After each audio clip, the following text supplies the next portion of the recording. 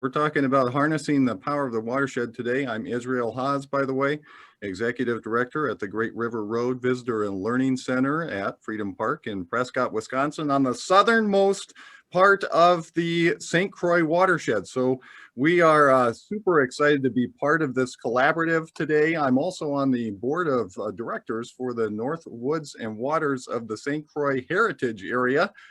Woo! I have some big titles here today. So I'm really excited to be here with you guys, and I'm so grateful that you could join us this morning.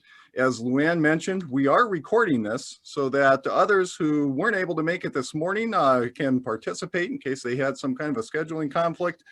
But we are very, very grateful for all the sponsors who have helped make this happen here today. Partners, 19 organizations in the watershed who have sponsored this event. We have partners including economic development organizations, which you can see first on the screen. These economic development organizations comprise partners from every single part of the 8,000 miles in this watershed. So we're very excited to have you joining us today. We have community foundations in the next slide who have been supporting this effort since the beginning. We go back 14 years when the conversations about the heritage area first began, and our community foundations have been a part of that from the beginning. We're very grateful for your support today. We have nonprofits and tourism organizations who are working on both sides of the river, nonprofits supporting art, nature, travel, commerce. We are all very, very grateful for your support, and we thank you so much for your sponsorship of this first of a kind event today. We're also extremely grateful for our speakers. We would not be here without you, and we are so grateful that you are donating your time today to give us perspective as we begin this exciting new collaborative venture. Thank you so much for being part of this today. We are so grateful. And of course, our planning team. We are just full of gratitude this morning. It's an amazing morning, and we are really grateful for our planning team who has worked so hard behind the scenes to make this webinar possible. But we reserve the biggest thanks for all of you who are joining us today, whether live or you're watching this on YouTube. The biggest thanks goes to all of you. You took a risk to show up today to be part of something new, and that's always a little bit scary. So we have a quick poll for you today, just get to know you better and show everyone else who you are. So here the poll is, it's popping up on the screen. I'd like to take just a minute, if you could, to tell us what sector you represent. This poll, we'll see the results real time in just a minute here. So take a second. I'll walk through the agenda for today while you are taking a minute to tell us where you're coming from.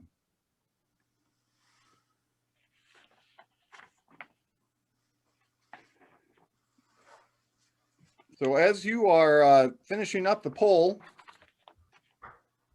got participants coming from chambers of commerce, tourism, business, nonprofits, city and county government representatives. We have economic development leaders, cultural arts, recreation, historical organizations. We've got information centers and visitors bureaus. We have elected officials and other organizations.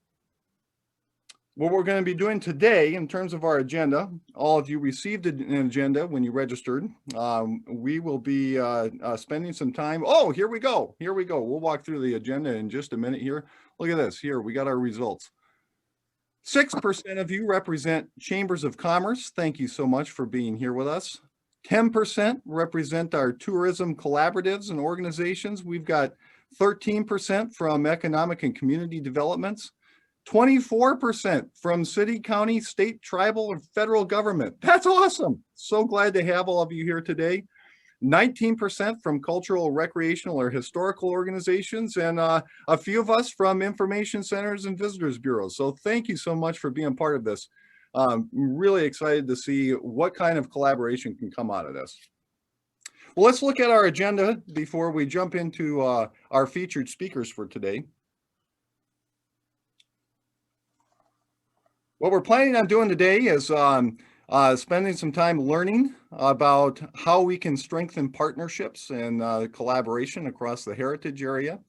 We are going to look at the St. Croix River watershed and the new vision that is coming together here as we pursue national heritage designation.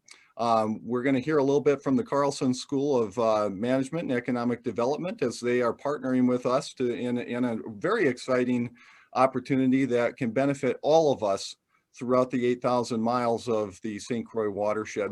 And we're going to have some opportunities to break out in discussion. So this isn't just going to be all lecture and boring stuff. Well, nothing's going to be boring today, right? It's all exciting. That's why you're here, because it's exciting. But we're also going to have a chance to interact together during some discussion and breakout rooms. So that will challenge some of you from a technology perspective, but we'll make it as easy as we can, okay? So pay attention to what's happening here because all that's going to come together in our discussion time. And then we'll talk a little bit about some other resources that are available through North Woods and Waters, the St. Croix Heritage Area, and wrap up afterwards. So we have an hour and a half on our schedule here today. We're going to stick really close to that so that we can respect your time. And this is, again, just the first of a collaborative effort. So we're kicking things off here today and in a big way here as we hear from our tourism experts on both sides of the river in Minnesota and Wisconsin. So first, we're going to hear from Lori Peterson. She is the Metro Regional Manager for Explore Minnesota Tourism. And Lori has been with Explore Minnesota since 2013 and is the Metro Region's partner, the relationship representative. Lori manages the travel marketing and support programs for the Metro region. She develops and implements the annual Explore Minnesota Tourism Conference and other tourism industry educational programs.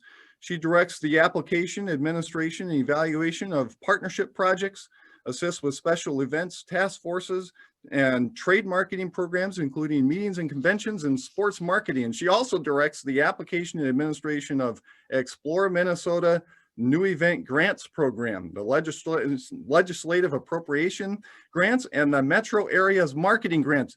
We are really, really happy that you can be here with us today, Lori. We're also going to hear from Julie Fox. Julie Fox is the regional tourism specialist on the other side of the river for the Wisconsin Department of Tourism. Julie is connecting, her commitment is to connect tourism industry partners to the marketing resources available through the Department of Tourism. These resources include grant programs and customer service training, among other opportunities. Prior to joining the tourism team in 2016, Julie worked in the Wisconsin State Park System as a natural resource educator. Julie was born and raised in northwestern Wisconsin, and she has a degree in natural resource management from the University of Wisconsin, Stevens Point. Go Pointers! Julie resides in Siren, her home office for the regional tourism position, and the hometown for her sons. So thank you so much for joining us. We're going to start with Lori. And Lori, I've already introduced you a little bit, but tell us a little bit more about yourself and share about what's happening in Minnesota. Well, thank you so much. And thank you for that nice introduction. It's really a pleasure to be with all of you today. Well, I am born and raised in Minnesota. I live in Shoreview. And since COVID, have been working from home. And now it's going to be hard to try to transition once we're able to start going back to the office. The commute going from right across the hall has been something I've really enjoyed. So again, thank you for asking me to speak today. I'm excited to share with you as far as what Explore Minnesota has to offer as far as tools and resources. And so why don't we maybe just get going with that? Let's try the screen share. Let's see if that's going to work. Oops.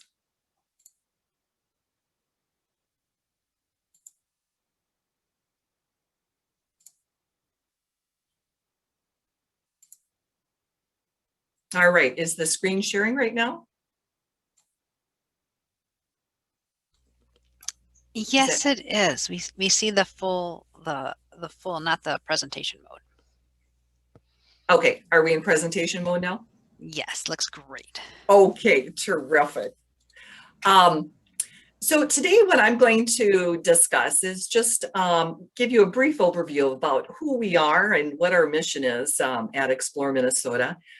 Talk about the free resources that we have available, how you can partner with Explore Minnesota Tourism, share some of the investment opportunities that we have available, and then answer any questions that you might have. So we are the state of Minnesota's promotional office. And our mission here at Explore Minnesota is to inspire consumers and to facilitate their travel to and within the state of Minnesota. We have, I guess, as you could say, a plethora of free programs that are available. This list kind of highlights most of the programs that we have available. Today, I'm just going to talk about a few of the programs. But for more information that will give you all the programs that we have available at Explore Minnesota, detailed information, you can find that in our resource guide. We're just finishing up the 2021 guide, and that should be available online on our tourism or our industry website, probably by the first part of March. The first thing that I want to talk about is our industry site.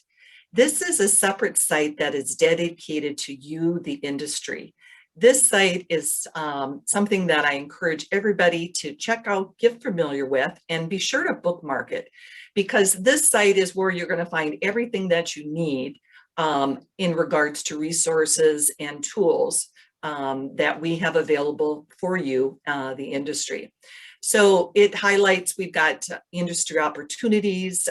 We showcase our marketing campaigns. So if you want to see what that has looked like, other resources that are available, research information, and basically anything that you need.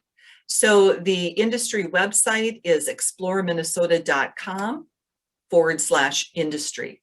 Another way to find it, if you don't remember this URL, is you can go to our main website, exploreminnesota.com, scroll down to the bottom of the page, and in the footer, you'll see a link for the industry. Another must-do is to sign up for our EMT bi-monthly newsletter. This is called the EMT Express, and this is the way that we communicate out to the industry. Especially during this COVID time, we actually are sending out these emails once a week because there's a lot of things that are changing in our industry. So we try to provide you with updates, what's going on as far as governor announcements and things like that, tools, resources, educational information. But this is kind of your go-to, or our go-to way to be able to communicate with you, the industry. So again, the way that you find this to subscribe to the email is go to the industry website, and then you'll find a link to be able to subscribe to this e-newsletter. Minnesota has 5 regions, and each region has a regional relations tourism specialist. And I am the Metro region, and we encourage you, if you have not reached out to one of us, to please do that.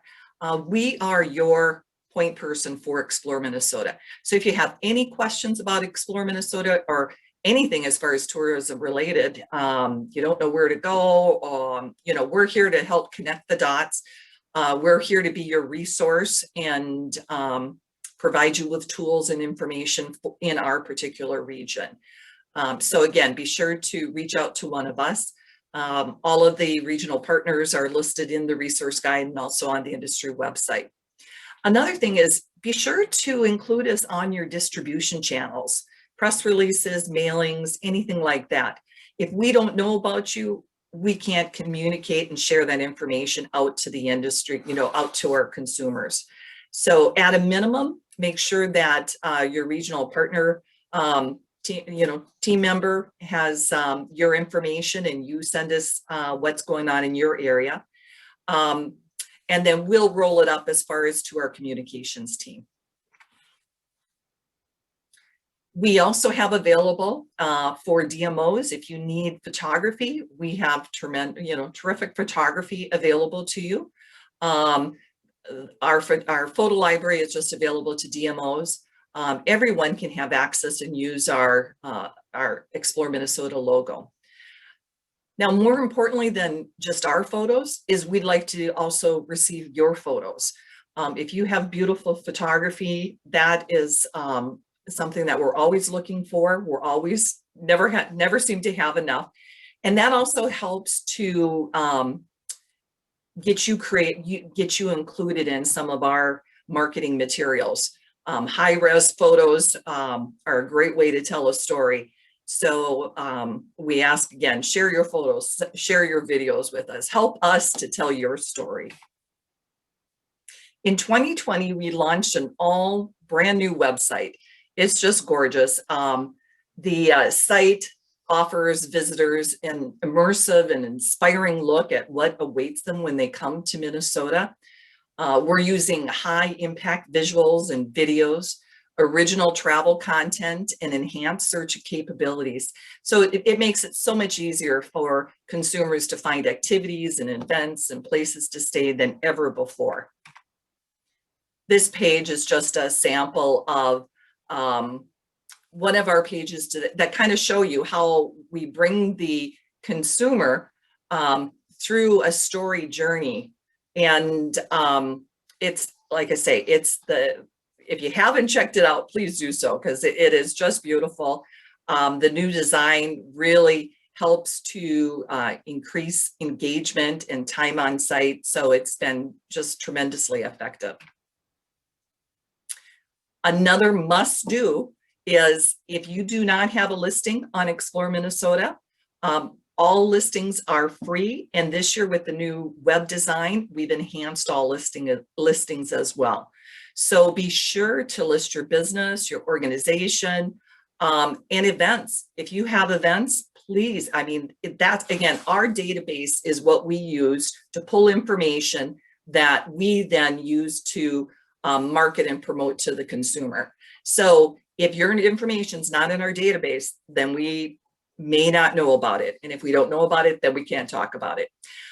This screen here on the left shows you what a search result looks like. So I had just put a search in for St. Croix Valley, and you can see then on the left how it will list out different organizations and things with that title in there. Again, if you're listed, but you have not put your logo or photos, then it'll just be kind of a little square black spot where you can see these other photos. So again, please do that. On the right is a sample of what an enhanced listing looks like. You can have multiple photos, lots of content. As you can see, we also link out to your website.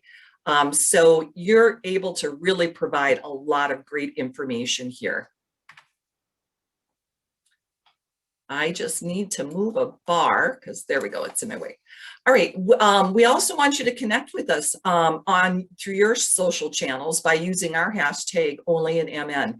By doing that, a lot of times that'll move you up in our feeds, and then our social media manager can also help to promote it and push it out. Of course, we're on Instagram, Twitter, Facebook, and Pinterest. Oh, let me see, it's not forwarding.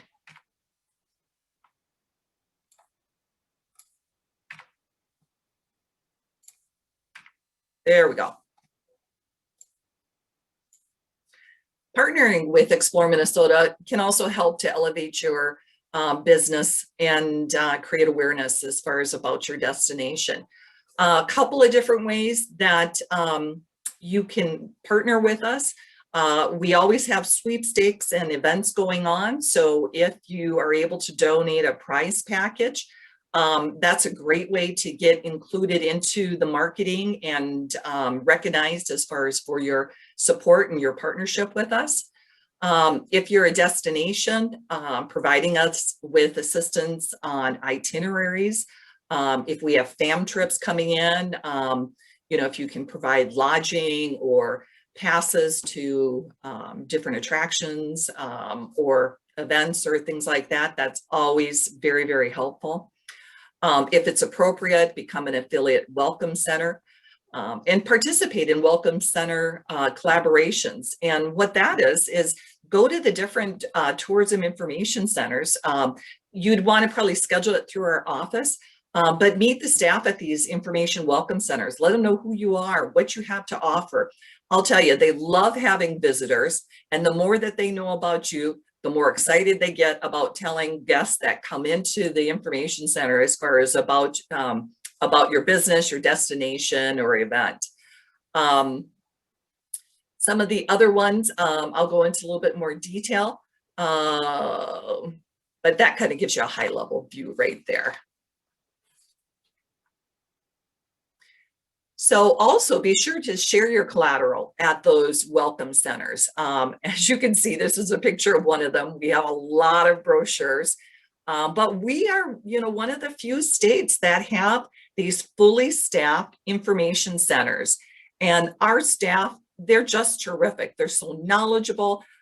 We continually get such amazing feedback when people stop in and they can actually speak to a person. They can pull out a map, they can show them where to go, give them recommendations, and then provide them with a lot of brochures that they can take with them. Again, there's no charge to this. If you're interested, again, just reach out to me. I'll get you hooked up with how to get that all done. Now, just some of the investment opportunities that are available to you. Number one, attend the Explore Minnesota Tourism Conference. Normally there's a minimal charge for it, but this year, because of COVID, we are 100% virtual. I really, really encourage you to check it out. The dates are March 2nd and 3rd. It's from 8:30 to 11:30. And we have got national keynote speakers. We actually have 7 total specialists that will be speaking. They're going to provide you with just a wealth of information, tools that you can implement immediately, and free things to do. So again, we've been very mindful to be able to provide you education that you can take back to the office and implement immediately in your business, but also where many times it's not going to, there's no cost to that. Some other opportunities are brochure distribution programs. We've got one at Mall of America. We have one at the airport. For destination marketing organizations, on our website, we feature a travel guide request. It's a lead generation program. So again, that's also a great way to get leads and to get your brochures distributed. You could advertise in one of our publications. We have many. We have 3 annual publications. That's our travel guide, the highway map, and a group tour planner. We also have 3 biannual publications that come out, our fishing guide, golf guide, and biking guide. And then we also have a seasonal publication. It's called the Explore Minnesota, the Explorer. And this is actually produced by the Star Tribune. It's a tab piece that's inserted in its full run distribution in the newspaper. Spring, summer, and then fall and winter each have a section. And we also use this as a fulfillment piece when people call to request information, or they can also order it online. And we also have it available at all of our information centers and events that we may go to. We also have some digital opportunities, native banners, featured business listings. We also do e-newsletters.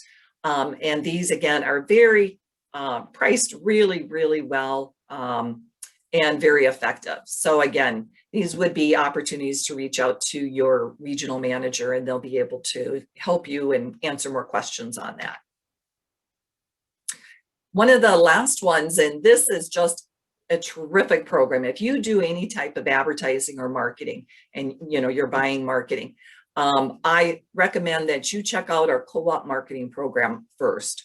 What this program is we have gone to all different types of media companies, and we've negotiated the best rates. And in addition, we've then underwritten part of the cost. So we are providing to you a variety of advertising tactics, marketing programs at a substantially discounted rate. Many of these are 50 50 to 75% off what you'd find on their rate cards. So again, these are programs that we put together for the industry. We put well over $1 million into these programs a year to buy them down, to make them very, very affordable for our industry. So again, check these out before you do anything. And you just might find, an email marketing program that, would fit your need, or a digital marketing program. Buy through this and save just a ton of money. All right. So again, I just want to remind you that all this information that I've covered and more, you can find on our industry website and also in the resource guide. It is online. It's at exploreminnesota.com/industry. So at this time, I guess I'll take any questions that there might be out there.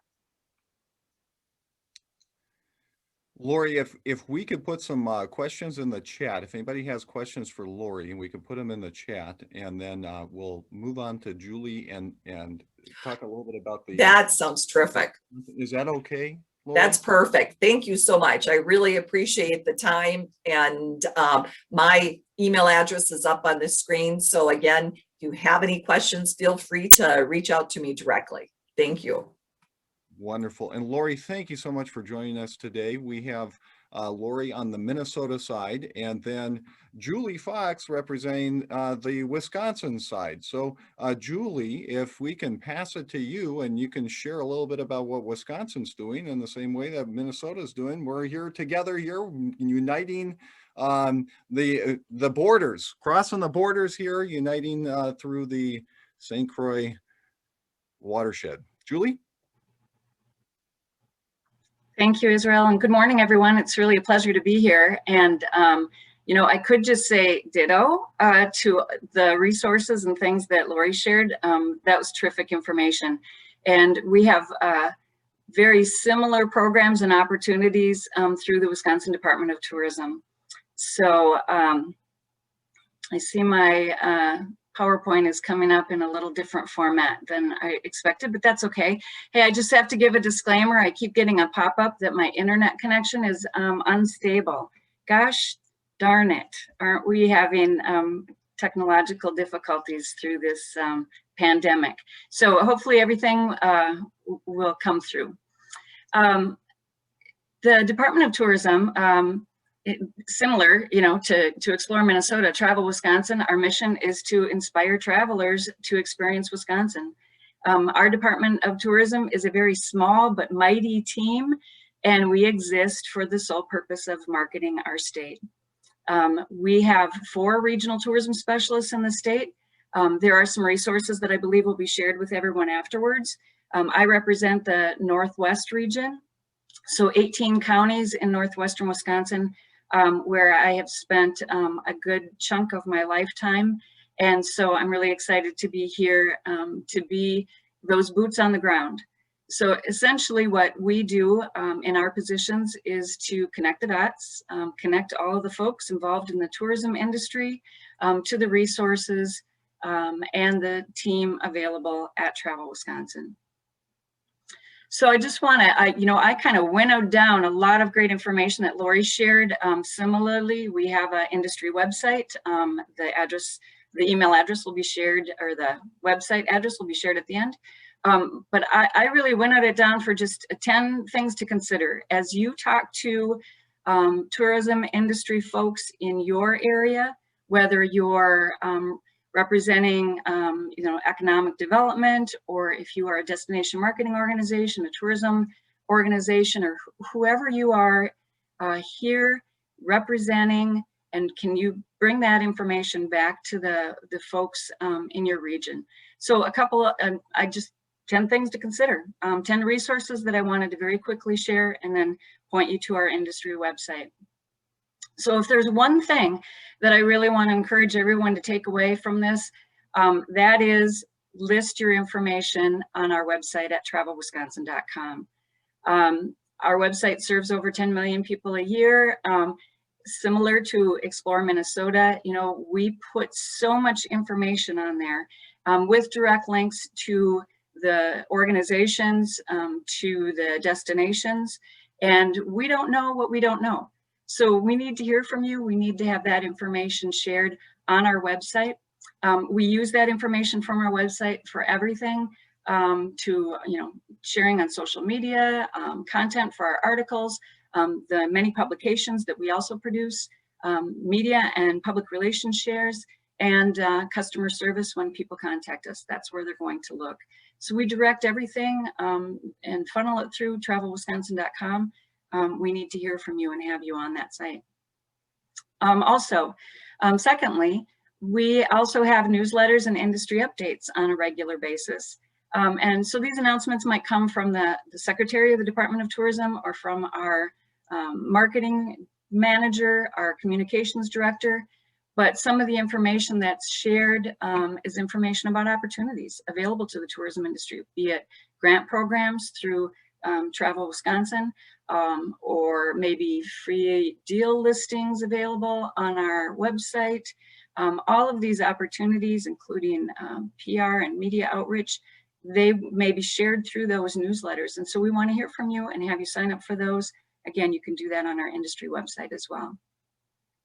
Also, please note that our communication teams receives requests for information from major media outlets on a regular basis. So third, we want you to be prepared to give quick and concise information to the media, and follow up with a press release, a fact sheet, or a press kit. We can help you develop those materials. But similarly, we want to hear from you. I want to hear from you. If you have that information, please share it with us. We can help you develop it, and then we will also share the information and kind of further those relationships with the media. We have opportunities through one of our e-newsletters to respond quickly to hot leads or scoops, and that might lead to coverage in a major national or international media outlet. And so we need to make those connections, and we want you to share this information with people in your area so that we can help further all those involved in the tourism industry in your region. So be proactive, reaching out to media and reaching out to us. We also have a list of media sources that we're happy to share with you, and a tutorial if you have partners who may need that information and that assistance with developing their media outlet. For the fourth thing, be sure to be prepared to speak about your point of differentiation, and be sure to highlight it in your advertising and in your promotion.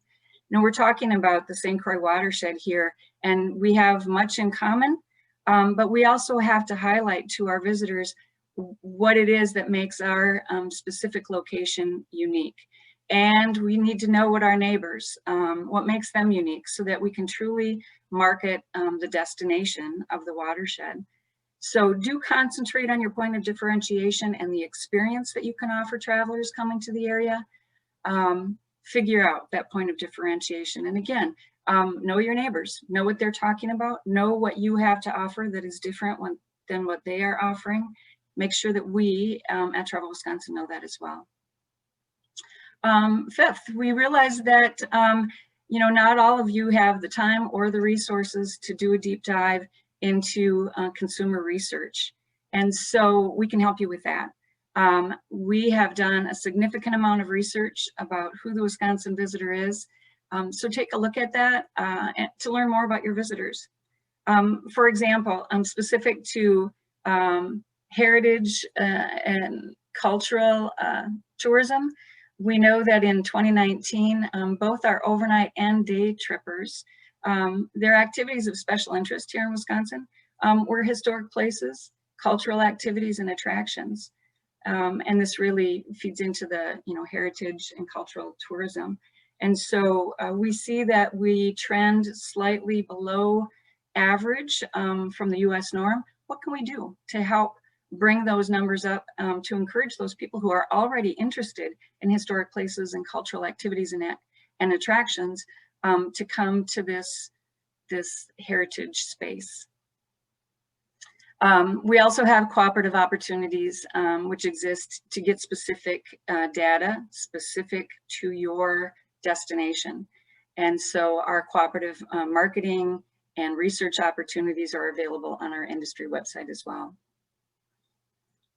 And then, no matter what industry you represent, chances are that connecting with others will help you keep you informed, provide you with guidance, perhaps address legislative issues relative to your interests, connect you with other businesses and individuals, and of course, offer education and information on leading trends. And we've all been keeping our eye on those trends as we've been navigating our way through this pandemic.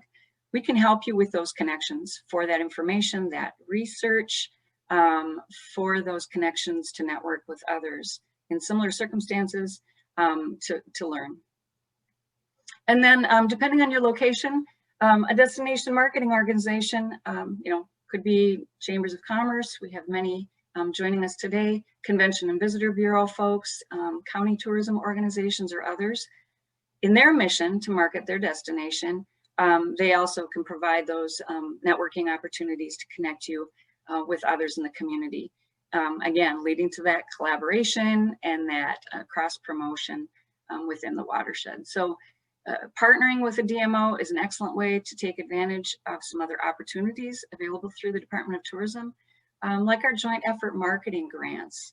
And these grants exist to aid in the marketing efforts for events and other opportunities, sales promotions, sporting events, meetings and conventions, our other grant opportunities that we have, and also destination marketing research, and then developing a destination marketing plan.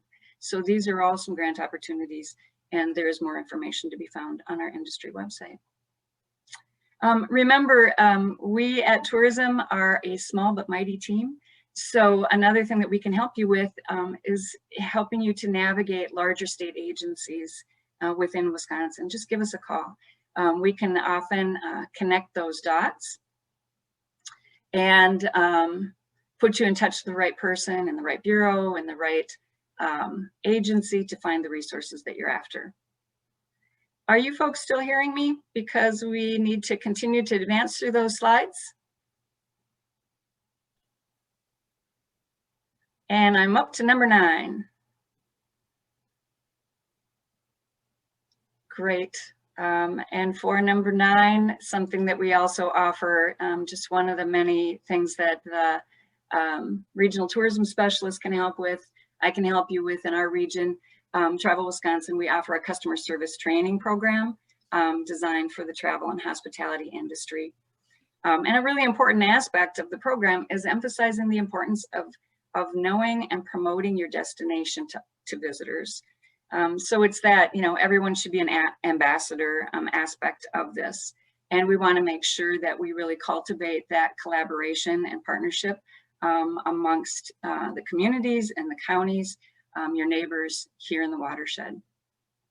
And then also, we would like you to invite you to attend the 2021 Wisconsin Governor's Conference on Tourism, which is also going to be a virtual event similar to Minnesota's. Ours begins on March 16th. It will be 4 half-day opportunities starting in March, and probably the last one ending on a date to be announced in early May. Again, opportunities to listen to keynote speakers with specific topics designed for each of those 4 half-day opportunities. And for more information, you can find that also on our industry website. So I've provided some contact information, as I mentioned, for the regions, for my contact information, with marketing resources on the back. That I hope will be shared with all of you attendees. Otherwise, please feel free to reach out to me. Almost all of this information can be found on our industry website. On the next slide, there is the way to navigate to that. Please feel free to call me with any questions. And in closing, I'd just really like for you to consider how we can assist you in your goals and your vision, how we can assist you with your organization's success, how we can help grow travel, recreation, and tourism here in the St. Croix watershed. And I really want to emphasize that we, here in regards to the heritage area, we really need to recognize the importance of history and culture to travel experiences and focus on a very inclusive approach to asset-based economic development with history and culture and nature as the foundation for sustainable tourism. We can do that here in the St. Croix watershed, and I'm very excited and looking forward to helping all of you, help all of your partners, all of those folks in your area in the tourism industry to do just that. So that was a quick 10 things and 10 resources to consider, with more information to be found on travelwisconsin.com. Thank you so much. Julie, thank you so much for joining us this morning. And Lori, thank you so much for joining us. I wish we had time just to interact with you guys and listen to you talk about what's going on across the rivers. What I love about this movement that you're going to hear from Marty about in just a minute here. What I love about this movement is how we're connecting, that this isn't about borders. This isn't about states. This is about something bigger. And we want to create wins on both sides of the border as we are all in this thing together here in the St. Croix watershed. So Marty Harding is going to present a little bit. I don't want to take any of her thunder or any of her time other than just to say this. Marty Harding is the chair of Northwoods and Waters of the St. Croix Heritage Area, and she has tirelessly devoted herself to this project over the last 14 years and shaped this movement. So I'm really excited to hear from her as she tells all of you a little bit about what's happening on a bigger scale. Well, thank you, Israel. Israel, you've been a delight to have moderating this. I can't imagine a better moderator, so that was a good choice we made. Yes, I'm the chair of this group and have been involved in it since 2008 when I was working with the St. Croix Valley Foundation, one of our sponsors of this webinar. We promote the natural, cultural, and historic resources of the St. Croix watershed. That's our mission, and that's really what we're talking about doing here also. Our goals, and these were established by a number of events that we held in the early days around the watershed involving about 1,200 people. And when we asked them what they thought that a national heritage area could do for the region, these were the things that ultimately became distilled into our goals, that we would create sustainable economic opportunities. Here we are in this webinar today talking about that. Those opportunities would be based on our region's heritage to enhance communities, livability, and quality of life. We would connect the region in order to help preserve and enhance all of those resources that exist and increase awareness and understanding of the heritage stories and resources that demonstrate them, so that the people who live here know more about the region that they live and love it even more deeply, and that we can promote and interpret that region to visitors and to a global audience. We know that we have a number of thousands of international visitors who come here, and we believe that there's an even greater market for that in the future. As Israel said, the St. Croix watershed is a very big place.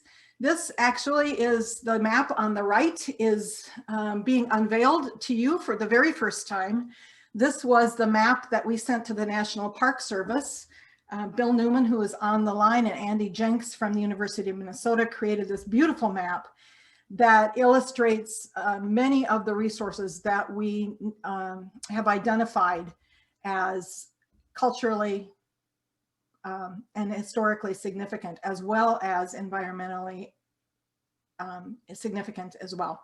So in this watershed, we've got 2 states, Minnesota and Wisconsin, 4 Ojibwe tribes who have rights to this region. This is their ancestral home, and those rights have been protected by treaties over the years. 18 counties are represented, 9 on each side of the river. We have 114 separate zip codes. I think there's actually more communities than there are zip codes. We have 32 sub-watersheds, should you ever need this in some kind of a Trivial Pursuit game. And then we have almost 8,000 square miles of watershed.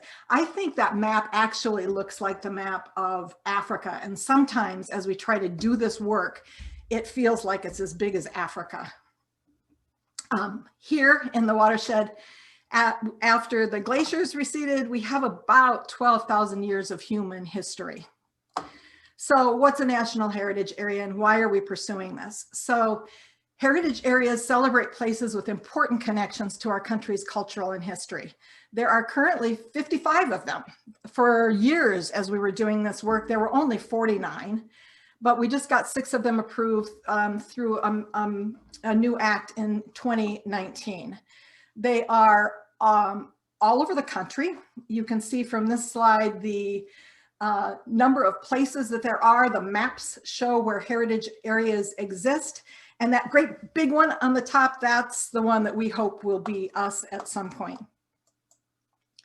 Nancy Hoffman, who is part of this planning group, talked about, well, we were talking about the kinds of things that national heritage areas get into, and there's 6 of them.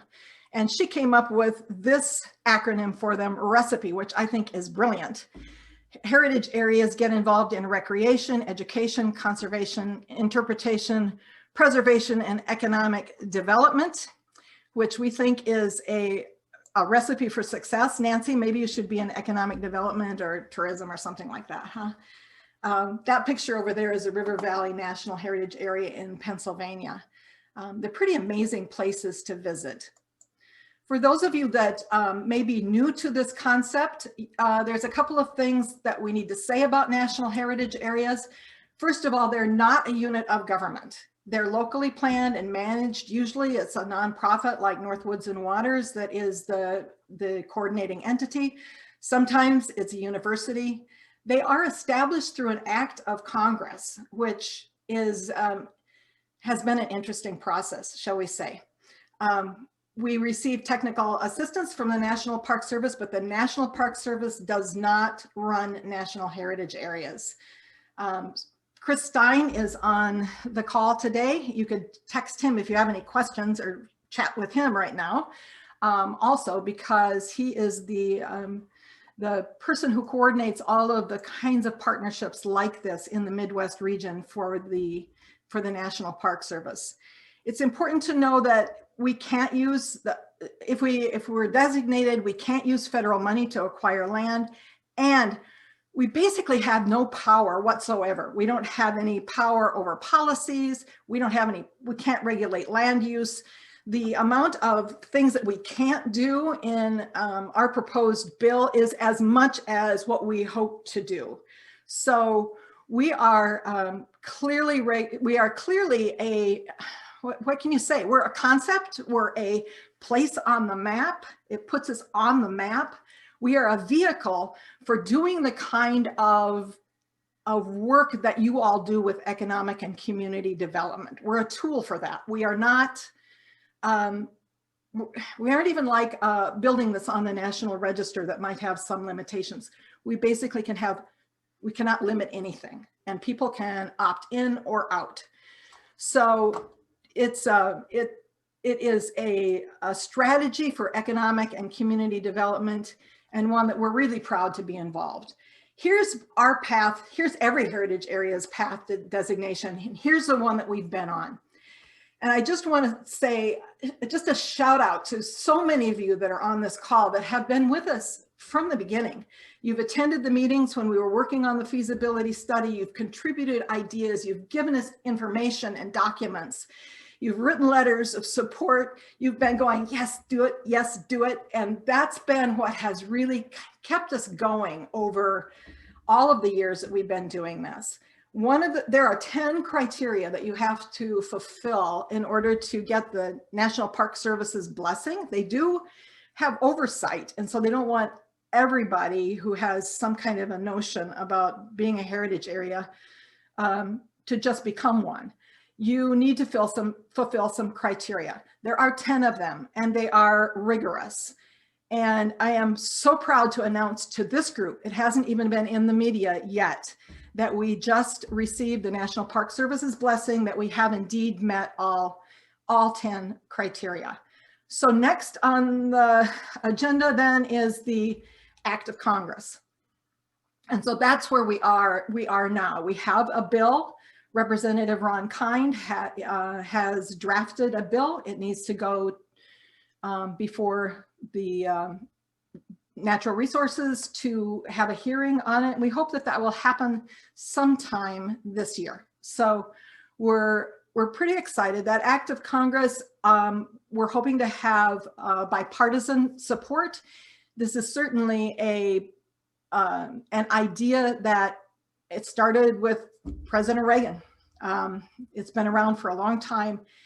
Most of these have had bipartisan support, and we hope that we will have bipartisan support as well, because it is a tool for economic development. And this region needs everything it can muster right now to get our communities back up and going and as vibrant and full of life as they have always been. One of the things that is really fascinating to us is the potential for actual research that shows the economic impact of national heritage areas. There have been many, many studies over the years, starting, I'm not sure what year, but there's been many studies. In the last few years, there have been some really detailed and impactful kind of studies that look at the economic impact of a national heritage area. So those are out there. The National Park Service has them. The Alliance of National Heritage Areas has those economic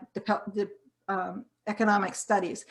But we are so grateful that the Carlson School of Management and the Carlson Consulting Enterprise have stepped forward to say, we'll help. We will help you figure out what the actual economic impact of a national heritage area could be.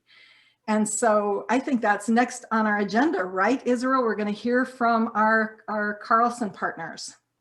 Absolutely. And we are so grateful that the Carlson School of Management has partnered with us in this. Because of time, I'm not even going to do the full introduction here. Professor Siddharth Chandramouli and Vincent Shaw, the team lead for this project, will be leading this next part in the discussion. And you should have a full bio of Professor Chandramouli. He is extremely qualified, and I can't wait to hear from you directly here. Don't want to take away from any of the time that you need in order to share the vision for what you have planned for this region. Professor? No, thank you very much, Israel. I appreciate the opportunity, and thank you, Marty and Melanie and others for inviting me to be part of this, and the rest of our team as well.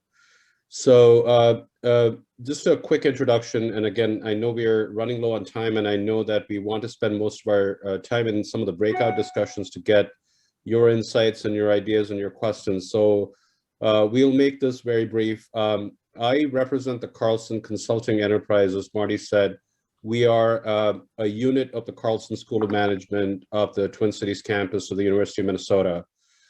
So I've been in this role for about 3 years, I should say. We have been in existence, the CC, the Carlson Consulting Enterprise, has been in existence since 2002. And we have done over 300 projects for over 100 unique clients over this time. And these clients tend to be traditional corporate clients, that many of them in the leading companies in the Twin Cities, like Medtronic, United Health Group, Cargill, Donaldson, pretty much any major company in the Twin Cities area or Minnesota that you can think of, we have served them on these projects. In addition to that, about 40% of our work is done in the social impact space, as we broadly like to call it. So that is work for foundations, not-for-profit organizations, government entities, educational institutions, and others. So the way we work is, what is the value proposition that we bring? Well, the Carlson School of Management is unique among business schools in the sense that we were one of the pioneers of the so-called experiential learning or project-based learning. So this is the concept of students business students, both MBA students as well as our undergraduate students, coming together to solve critical business challenges and organizational challenges for some of these corporate clients as well as these social impact clients that I mentioned earlier. And they do this over 2 semesters. So these are semester-long projects that we run through their CCE.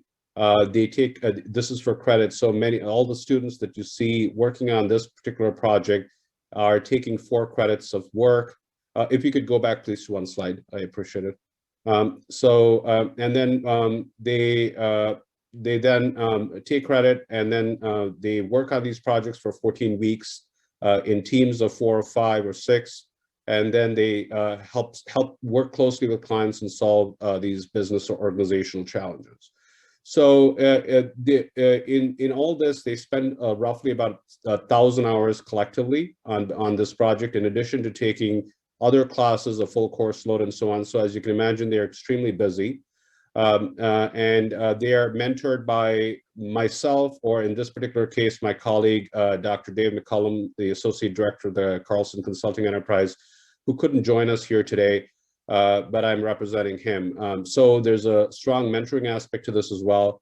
In addition, they learn by working with seasoned veterans and clients like yourselves, as well as they get to leverage the entire resources of the University of Minnesota to make sure that we bring the best knowledge to bear for our clients.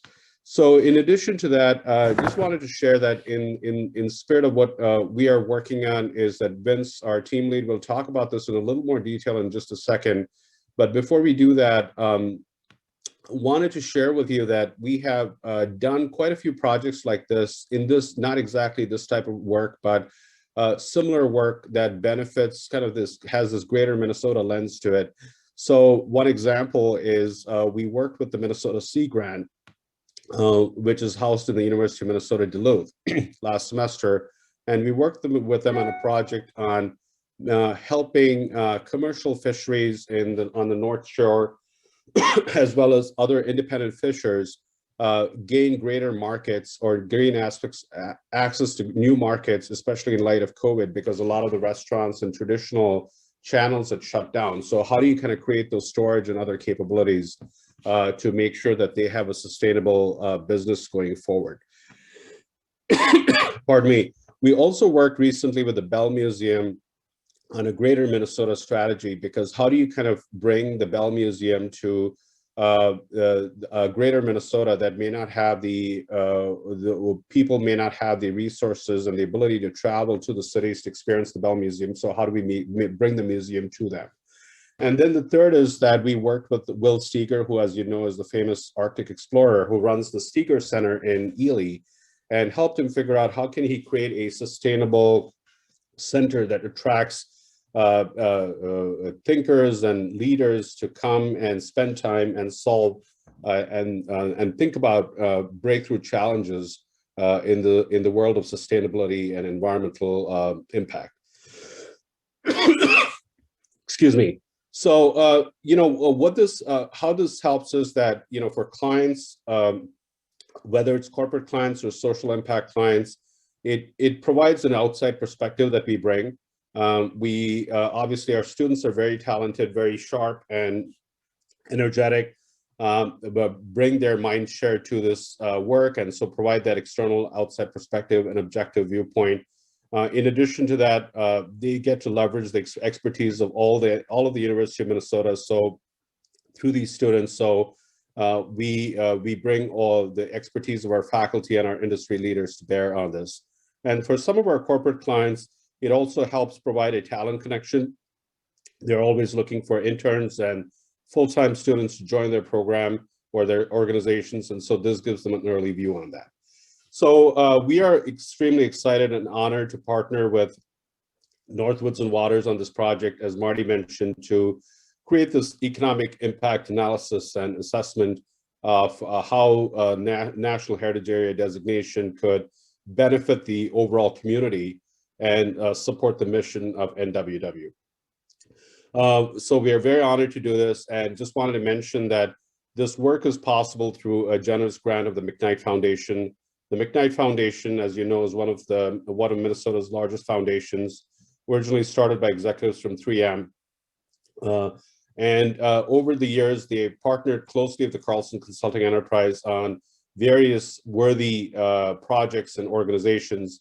And through a grant that was provided by the McKnight Foundation, we are able to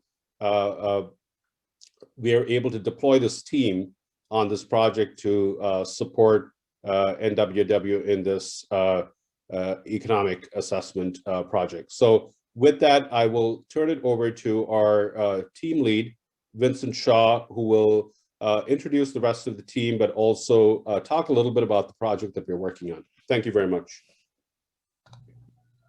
Thank you, Siddharth. Hi, everyone. Good morning. My name is Vincent Shaw. So I'm a first-year MBA student at the Carlson School of Management, and I'm also the team lead of this group of students that have taken on this project. So I'm joined by 4 very talented students: Brendan, Claire, Wen, and Hudson, and they all have been, they're all very smart, and they've been very hard at work, getting into the research these past few weeks, and we plan on continuing that research as we move forward. So, you can take a look at their bios, but we're just a very diverse team with many different educational backgrounds, professional backgrounds. But we all have a very common love of the St. Croix and its communities. And we're very excited to have taken on this responsibility and the work that we are doing. So we're putting our best effort, our best foot forward so we can help out get the NHA designation. Next slide, please, Nancy. But just a little overview of the project. Marty already kind of gave us a pretty good background of the watershed and everything else. But what we did is we took what we understood of the problem, which is this giant area full of different communities, and we broke it down into how could an NHA designation impact all these communities, and that's kind of the work we're going through right now. And really, with the outcome is to provide that economic impact assessment of NHA designation, which is going to provide a business case for you as stakeholders as we try to push this bill through Congress. And as Marty had mentioned, there have been 55 other NHAs previously enacted. And a lot of them do have the research done that has shown that NHAs do provide an economic benefit. And we're literally leveraging the history of NHAs over the past 30 to 40 years. We're going to be leveraging how the National Park Service measures economic impact for national parks, because they're very similar in how they go about it. And we're just leveraging other industry experts, getting their feedback and really helping us understand how could we measure the potential future impact, economic impact of an NHA designation in the watershed.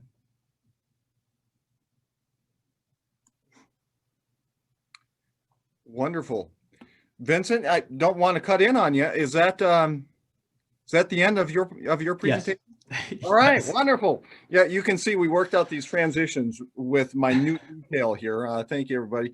And thank you so much, Siddharth. Thank you so much, Vincent, for being part of this. We're going to take about 10 minutes here and jump into some small group discussions, because all of you on this call, and I see 80 of you right now, all of you on this call will be critically important to helping develop the conclusions that this team will reach and share at a future webinar. So if we could go ahead and break into groups, we're going to split into random groups for breakout conversations. Will do. And those folks, oh, go ahead, Marty. Oh, I was just going to say, each group will already has a designated leader and a note taker, hopefully. If your group doesn't, just pick someone and make sure that you capture the ideas of the group. Thank you. Go ahead, Luann.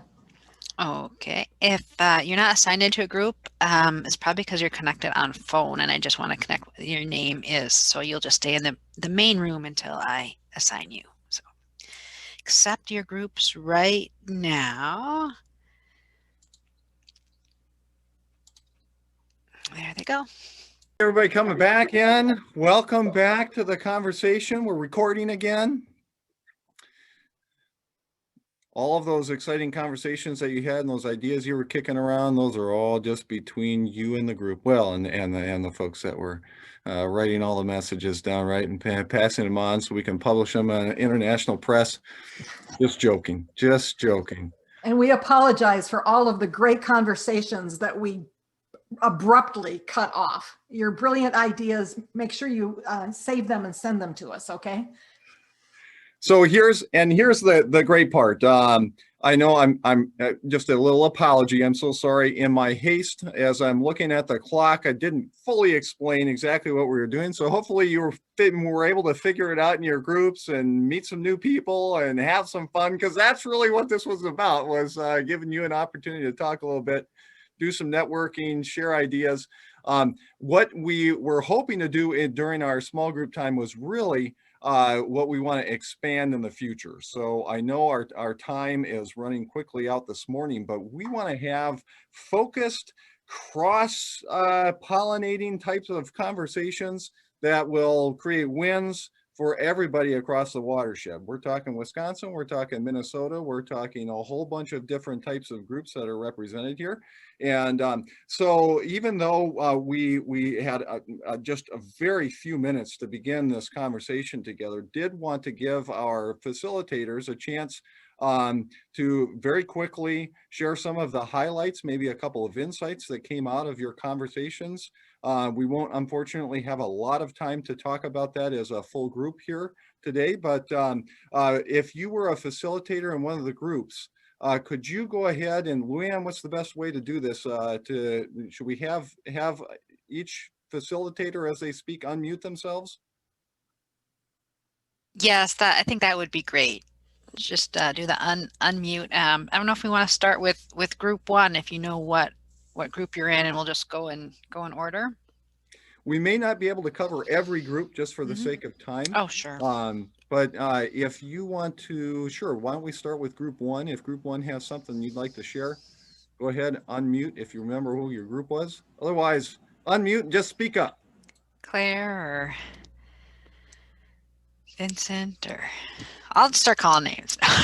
So I can go. I was actually group two, but the big themes that came in our group, we had a pretty good discussion on the first one. We only went through like the first question really, but it was the increased education, understanding of what's available in the watershed. I think that was probably the biggest one, because it could bring people to areas they wouldn't normally probably travel to, because it wasn't they just don't know about the culture or the things they can go and see and do in the watershed. And the other one was just the marketing. And I know you guys had a pointed question about partnered or collaborative marketing, but the ability to get those ideas out there in a more intentional way, I think is what's very important, or would be a big asset to the region. Awesome. Somebody else. We have time for one more insight here. Yeah, I'm not entirely sure what group I was, but I'll just jump in here. What I found very valuable about this time, and thank you to everyone who gave me answers, was just that we've been looking at this at a very high level, looking at the other 55 NHAs and things like that. So this was really great to get a super in-depth look. I mean, like, we got to learn a little bit about the Osceola Tourist Railway and the Gordon Wascott Museum, these very specific and just close-up looks at how this is going to actually help and impact real people, real communities, which is just really valuable to me. And it's been great to hear from people. So thank you. Awesome. Thank you for sharing, Hudson. One more quick insight. Go ahead, Claire. Sure. Yeah. Hi, everyone. My group talked about how NHA designation could potentially lead to some more federal and state grants just regarding the overall protection of the water that we have here, and hopefully even leading to a little bit more education and interest in the protection of the environment that the beautiful parks and environment area that we have in the watershed. Awesome. There's so much opportunity for collaboration. This is just the beginning here. Nancy, would you be able to put the slides back up for a minute and just show those questions that we were talking about, because we weren't able to cover all those questions, and they're really great questions for us to think about and have some follow-up conversations just on our own and in our own networks. What successes and challenges have you experienced with joint marketing efforts? Really important questions. We're going to need to answer that as we collaborate here in the future. What opportunities are there for cross-marketing of the watershed? What do you envision? We have some next steps we'll be talking about in a minute. But these are the types of questions that we are going to be asking and answering together in the months to come. So thank you, everybody, for being part of the conversation. We're going to jump to real quick to two other important speakers here. And unfortunately, we only have about 5 minutes here. So I'm so sorry that we have an aggressive agenda today. But Heather Rutledge is going to share a little bit about links and this opportunity to promote events across the watershed. Heather is the executive director at Outreach St. Croix in Stillwater, Minnesota. And Heather, we'll give it over to you. And if, again, my apologies, I want to give you more time, but if we could keep this very condensed, that would be fantastic. Sounds good. Thank you so much. My slides are really pictures that go with all of my talking points. So there's not a really important order or time bound for those. So I wanted to thank St. Croix Valley Foundation for being an ongoing and founding partner with St. Croix Splash, which works with partners across the region, including the St. Croix Valley Regional Tourism Alliance, St. Croix 360, discoverstillwater.com, and now Watershed Wide with the Northwoods and Waters links website. St. Croix Splash, you can go to the next slide, was built on the Artsopolis network. It is built to be an art-based program, but obviously more eyeballs on the page mean more people seeing what's happening in the valley. So we include outdoor events, culinary, theater, live music, and each of our partner sites can highlight the things that they want to focus on, if it's heritage and culture, history. But it is built to be very pictures and connections to people's websites. It's free for people to put information up, and it is free for people to look at.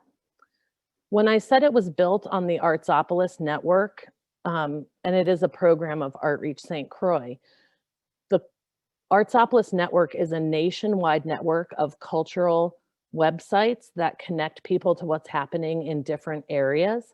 And the cool thing is Artsopolis, which was a program of the San Jose Arts Council, means that they manage all the technology changes. As things change so dramatically, it's all their problem, which is awesome. They manage spammers and hackers, so we don't have to. Awesome. They manage improvements to the technology that come from other regions and benefit everybody in the in St. Croix Splash and Northwoods and Waters links. So we get to the benefit of the changes that come from all over the country. And Artsopolis proactively added, you can go to the next slide, which shows links. You can see that it's very similar, but a little bit different. It uses the same data. And so if you add your info to one site, it gets shared across the region, across multiple different sites. And visitors and residents have the opportunity to find what's happening in your area through whichever gateway that they find. And the next one also shows a different format. This is called a widget on St. Croix 360. He has a slimmed down, Greg has a slimmed down version of the website, but still searchable and really easy for people to use and find out what's happening in the St. Croix Valley. So Artreach built St. Croix Splash and Share St. Croix Splash specifically to be a collaborative resource and making it possible to put your information in one spot and share it far and wide. Thanks, Heather, for giving us such great information about links and how people can use that tool to reach people in the watershed, visitors, or people who live here, to let them know about the kind of services that and events that are happening. Now, here to tell us about a new offering that we have for the watershed is Carol Lebrecq, who will talk to us about Clio. Good afternoon, everybody. The question becomes, what is Clio? Simply put, Clio is an educational website and mobile application that guides people to thousands of natural, historical, and cultural sites throughout the United States. To be more specific, Clio hosts nearly 40,000 entries and over 1,100 virtual tours. Our watershed alone could add over 400 sites and take advantage of the 12 million viewers each year. If we want to harness the power of our amazing resources, we need to find creative ways to showcase them and explore unique approaches to inspire others to visit the area. I was introduced to Clio 10 months ago when, out of curiosity, I attended a webinar that promoted an easy way to design virtual tours of historical and other sites.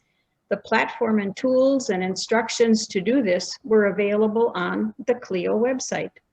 My site would then be hosted on an amazing, easily searchable website available to anyone in the country, and all of this was advertised as for free. After sharing what I learned with the board, we decided this was something that could truly benefit the many organizations across the watershed. So we hosted a webinar last August with David Trowbridge, the creator of Clio, to introduce Clio to our area. And you can view that videotape on the North Woods and Waters website. David originally designed Clio to engage the Marshall University students in his history classes, but it now reaches into the lives of thousands of people across the US. David's vision values and promotes the significance of the historical, cultural, and natural sites that surround us, no matter where we live. He believes, as do we, in a vision that encourages individuals to personally engage with these sites, to actively seek a deeper understanding of their background stories, and to find ways to draw others into those stories, and as importantly, to bring them into our watershed. I'm happy to have a few minutes to share some Clio highlights this morning to encourage you to consider the possibilities for your organization and to imagine the potential economic impacts. As part of the North Woods and Waters website, we created a Clio webpage as a way to share the Clio platform and to encourage the creation of sites and tours within the watershed. In response to needs expressed by organizations during meetings we have hosted, we knew that getting the word out about the wide variety of resources that make our watershed unique was an ongoing challenge for small or large organizations, whether in rural villages or more populated cities. We had heard about the desire to learn more about each other, about the projects being pursued across the watershed, and the need for more, the need for more networking opportunities. And also the interest in identifying partners for collaborative programs and projects. Clio can help to meet these needs. Many organizations also expressed a desire for more and better use of technology, but lack the resources and/or computer skills to pursue such advances. Here again, Clio has solutions and can offer assistance. Links to all of Clio's how-to step-by-step instructions can be found on our webpage for creating single site entries, as well as for a variety of virtual tours, including multi-site walking, driving, biking, hiking trails, heritage trails, tours within museums and across natural environments. You'll also find some selected examples to whet your appetite and inspire your involvement. Some exciting recent news is the available now of several PhD students who will be working with Clio to provide direct one-on-one assistance to organizations needing additional support while creating their sites and tours. The latest advances in Clio have been the result of the mobile app, which is available for free on Android or iPhone devices. Now it is possible for individuals to use their iPhones to pan or scan to see what's available in an area while actually standing in a specific location and identifying a selected distance. In the left-hand example on the screen, 438 sites would have been located in a 50-mile radius. The top 10 sites or tours would pop up and are shown as thumbnails with short descriptions, as you'll see on the left-hand side. Those can then be pursued in more depth. The image on the right side shows how a 1.5-mile walking tour might be indicated, each number indicating a stop on the tour. Visits to selected sites might include videos, spoken narratives, guided explanations, background histories and stories, etc. Obviously, this is an exciting advancement. In closing, if you believe in working collaboratively, in creating partnerships across organizations and areas of expertise, in engaging students in research and publishing to nurture the next generation of leaders for our organizations and watershed, and in capturing the curiosity that leads each of us to find meaning in our experiences, I know you'll enjoy exploring all that Clio has to offer. I hope you can imagine all the possibilities for your organization and for supporting economic development. We hope to see you soon on Clio. If we can help, please contact us via our website. Thank you. Thank you so much, Carol. That was really helpful. Really appreciate the information. Thanks again. You're welcome. We're going to slide right past some of these other projects that we're working on because we want you to be part of this. So in terms of the next step, we're going to send out some information to all of the registered folks who were on the call today and those who weren't able to make it with some of these next steps. I think the most important thing is considering joining a collaborative planning group to be part of this bigger thing. That's connecting Wisconsin and Minnesota. I see all the Minnesota folks.